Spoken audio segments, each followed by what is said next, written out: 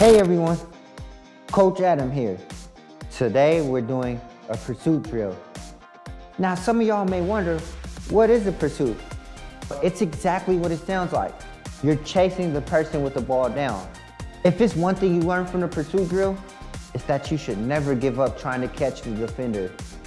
If there's one thing I could tell y'all about the pursuit drill, is to remember to never give up chasing the ball carrier, even if they're pretty far ahead of you. Because if you're fast enough, you may be able to catch them.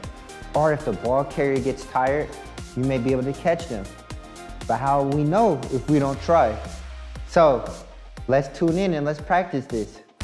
So this right here, everyone, is the pursuit drill. But we did it in our own different way. So what you see is me running in a straight line and James running to cut off my angle. Now, the one thing you want to make sure that you're doing in a pursuit drill is to run to where the offensive player is going. If you look at the second clip, James wasn't able to catch me because he ran to where I was at and not where I was going. But if you see, if he attacks my angle every single time, that he'll be able to catch me. Now, we all are definitely operating at different speeds of the game.